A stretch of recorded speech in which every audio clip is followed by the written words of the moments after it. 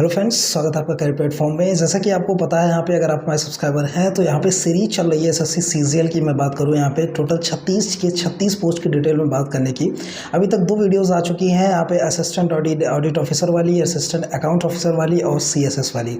आज यहाँ पे बात करने वाला हूँ मैं डीए, जो कि यहाँ पे आपका अंतर्गत ये होता है एएसओ की, मीन्स असिस्टेंट सेक्शन ऑफिसर के अंतर्गत ये पोस्ट जो है आपकी आती है।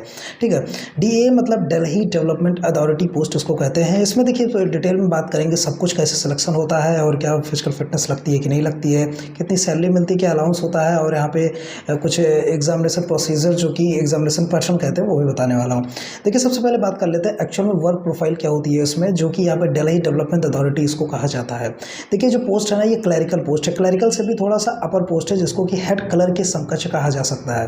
ठीक है, इस पर काम क्या होता है, इसमें देखिए सबसे पहले फिजिकल फिटनेस की बात कर लें भैया। हाइट, वेट, कोई भी मेडिकल कुछ भी लेना देना नहीं है, सिंपल सा पेपर दीजिए, सिलेक्शन हो जाएगा, जॉब करिए। ठीक है, सबसे पहले है यहाँ पे गवर्नमेंट फाइल्स एंड रिकॉर्ड्स है, उसको एग्जामाइन करने का काम होता है इनका।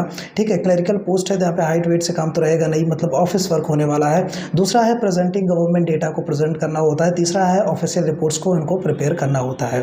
ठीक है, अब देखिए सिलेक्शन प्रोसेस की बात करें, इसमें सबसे पहले आपके 2 स्टेज में पेपर होते हैं, जो कि सीबीटी पेपर्स होते हैं, और 2 स्टेज के पेपर के बाद आपके कंप्यूटर प्रोफिशिएंसी यहाँ पे टेस्ट होते हैं, और साथ ही साथ डेटा एंट्री जिसको डीईएसटी कहा जाता है, ये टेस्ट होता है।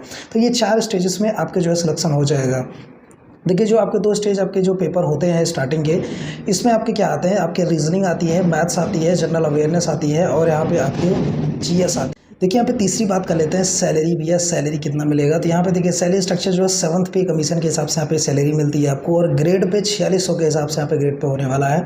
तो इन हैंड सैलरी 44,900 से लेके आपको यहाँ पे 1,39,932 रुपये देखने को मिल जाती है।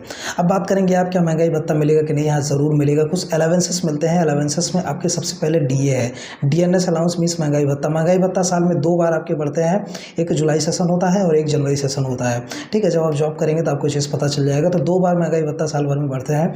एचआरए आपका बढ़ता मीन्स हाउस रेंट अलाउंस भी मिलेगा आपको, ट्रैवल एश्योरेंस मिलेगी मीन्स ट्रैवल अलाउंस मिलेगा, साथ ही साथ मेडिकल अलाउंस होता है, और फिर जो है आपकी इंटरनेट अलाउंस भी यहाँ पे मिलने वाला है आपको। ठीक है, कुछ डिडक्शंस होते हैं, जैसे कि आपकी एनपीएस है, न्यू पेंशन स्कीम के तहत आप पैसे कटते हैं, जिसमें से 14% सरकार देती है, 10% आपको देना होता है। तो एनपीएस भैया कटवाना ही कटवाना पड़ता है अगर आपको पेंशन चाहिए तो, क्योंकि ओपीएस अब खत्म हो चुका है, ओल्ड पेंशन स्कीम देती नहीं है सरकार, तो एनपीएस के लिए कटवाना पड़ता है। टैक्स कटेगा, आपका टैक्स कटेगा, साथ ही साथ पीएफ भी कटेगा, प्रोविडेंट फंड कहते हैं, ये भी कटेगा। ये कुछ डिडक्शंस हैं, वो कुछ यहाँ पे अलावेंस थे, सबको जोड़ जाड़ के मैंने इन हैंड आपको 44,900 बताया था। ठीक है, और देखिए अब नोट करने वाली ये बात होती है भैया कि जो अगर आप ज्वाइन करते हो तो 2 साल भैया आपका प्रोबेशन पीरियड चलता है। अब आप कहेंगे प्रोबेशन पीरियड क्या होता है, तो एक तरीके से मान लीजिए ये आपकी ट्रेनिंग पीरियड कह सकते हैं। 2 साल की ट्रेनिंग होती है। ऐसा नहीं है कि पैसा नहीं मिलेगा, पैसा मिलेगा, आप जॉब के लिए जो है रजिस्टर हो जाओगे, मैं जॉब करने लगोगे, लेकिन जो जॉब रहेगी ना एज अ ट्रेनिंग जॉब रहेगी, मीन्स आगे फर्दर पोस्ट के जाने के लिए। तो 2 साल आपको अलावेंस तो मिलने से रहा, कुछ अलावेंस आपके कट जाते हैं, 2 साल जो है नहीं मिलते हैं। ठीक है, ये चीज़ ध्यान में आपको नोट में करके रखना है। अब देखिए एलिजिबिलिटी की बात करें भैया, इसको भरने के लिए क्या भैया पात्रता क्या होनी चाहिए, तो सबसे पहली चीज़ यहाँ पे डिग्री रिकॉग्नाइज यूनिवर्सिटी से, जो कि यूनिवर्सिटी ग्रांट्स कमीशन के अंतर्गत आपकी एक डिग्री होनी चाहिए, मीन्स कि जेन्युइन कॉलेज से आपने कर रखा हो भाई साहब डिग्री, आर्ट साइड कॉमर्स किसी भी ब्रांच से आपने किया हो, कोई भी सब्जेक्ट लिया हो, कोई फ़र्क नहीं पड़ता है, यहाँ पे सिर्फ बैचलर डिग्री होनी चाहिए।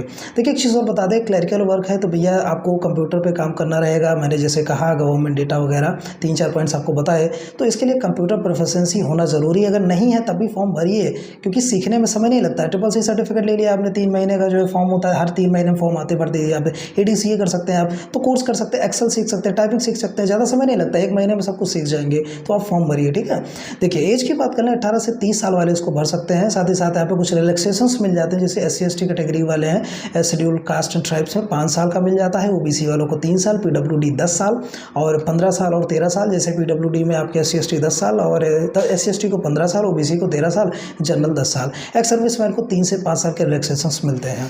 आई होप आपको जानकारी समझ आई होगी, क्योंकि पूरी डिटेल जो थी ना मैंने सब कुछ आपको इन शॉर्ट तो बता दिया है यहाँ पे।